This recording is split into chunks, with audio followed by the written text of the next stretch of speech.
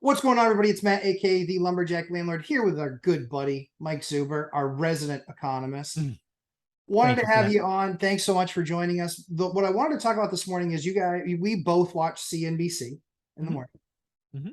And one of the very interesting interviews has been the CEO of FedEx going around to all these channels talking about their absolute abomination of a number that they posted. Yeah. So I've been doing this a long time, Yeah. about 30 years plus. And his pre-announcement, which is, oh, by the way, 60 days after he told us all was good. Yeah. 60 days ago, he said all is good. The skies are clear. We're good to go. We're going to make $5 a share, or 5.62 or whatever it was. Oh, 62, 63 days later, he comes out and says we're going to make like 240 or 260, half. It's the worst pre-announcement I've ever seen. Just leave it like that. And now he's basically trying to say we're in a worldwide recession because of the performance so bad. He's saying weekly numbers are down. It could be the worst pre-announcement I've ever seen, and I've been doing this a while. yeah. One of the things that I thought was really interesting was he touted really Asia. He touted Asia a lot. He said, "Hey, we're the biggest player in Asia, and that's what's really heavily impacting us." I think that's kind of a no duh, but I want to hear from an economist. Well, I think what was interesting, because again, what he told us is week after week after week, the numbers are getting worse, and that's not an Asia only thing. Yeah, agreed. So again, on my channel, I've been talking about a worldwide recession, the third one we've ever experienced coming.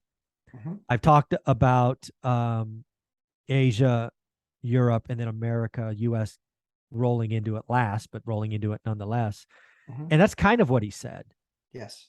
Clearly, being Asia heavy hurts, but he also highlighted Europe and he also highlighted the US. The other thing you've got to realize, and it hit me this morning when I was talking on the daily financial news, when you think about our economy, there are really two aspects of it.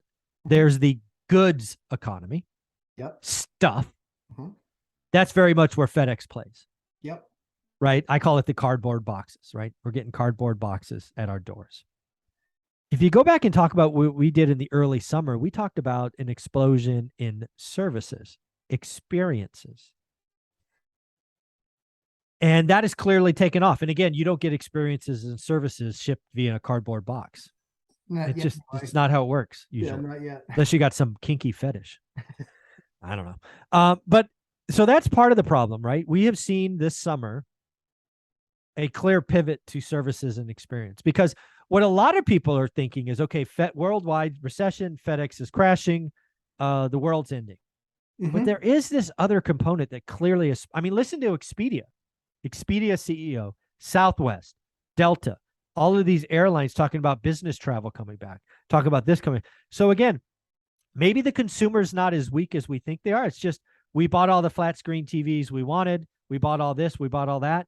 So we're doing other things. And oh, by the way, inflation hasn't gone down. So it's going to be really interesting.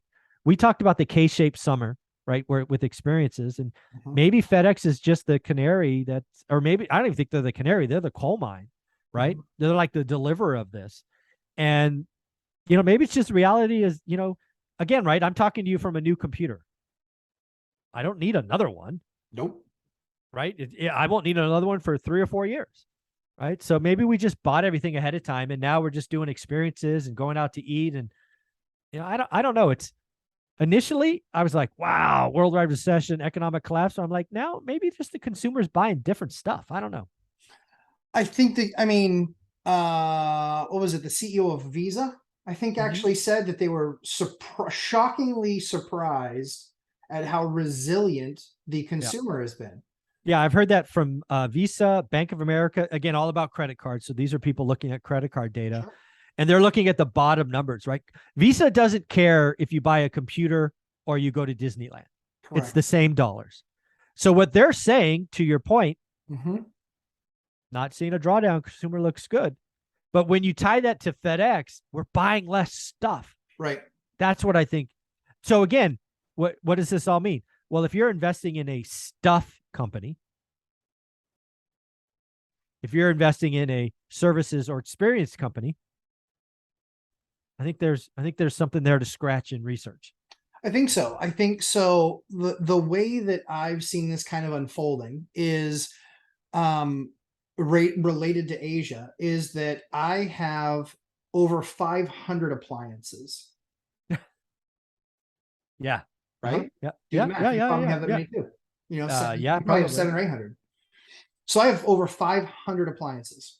So in having over 500 appliances, what do I care about? I care about being able to get appliances and parts Yep. because it's kind of a given that something is going to break. Yeah. It's kind Every of a, month, with something's gonna 500 break. and something, I'm going to have to make at least one phone call.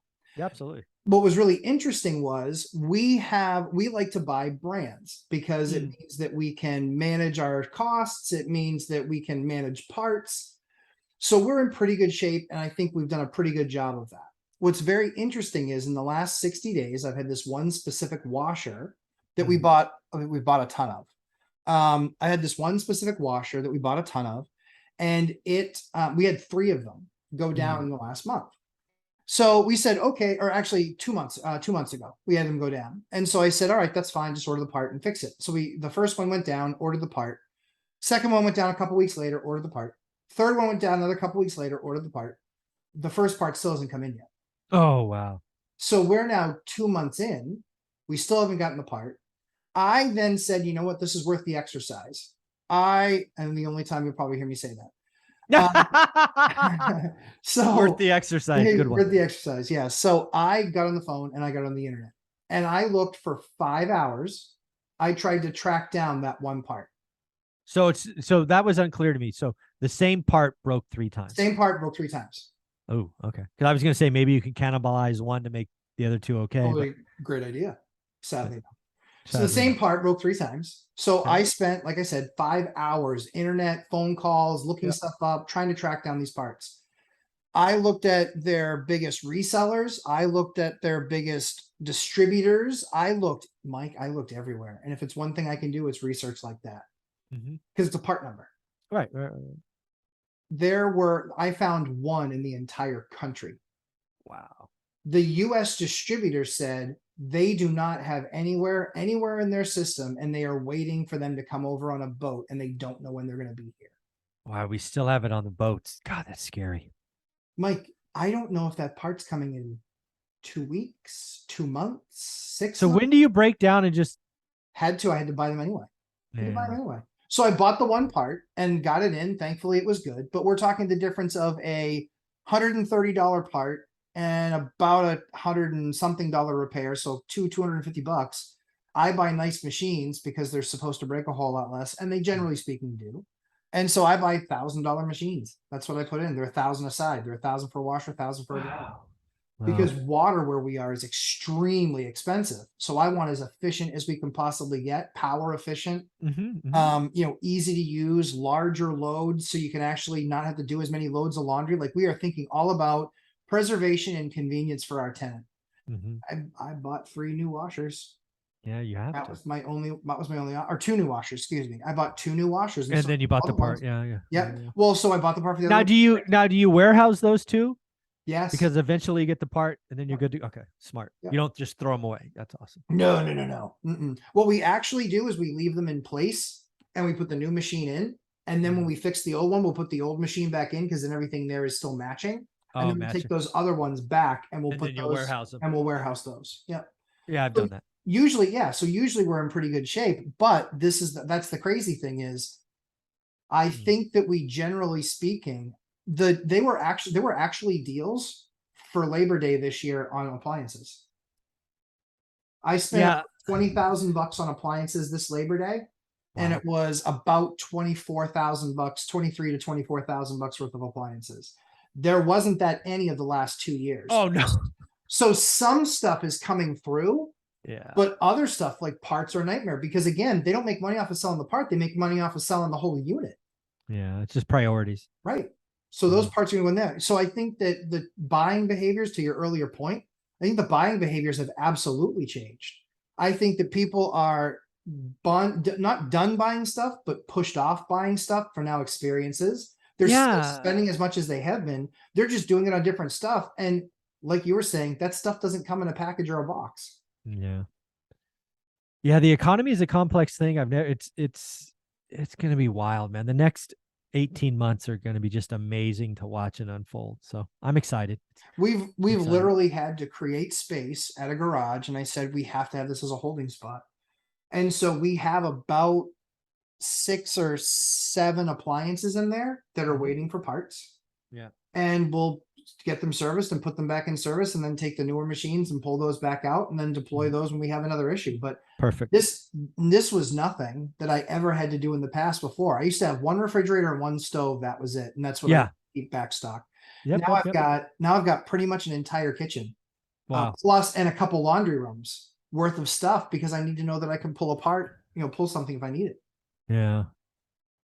That's crazy. It's a Wow. previous cost that didn't exist. So any other thoughts on this one, Michael, and the coming recession globally?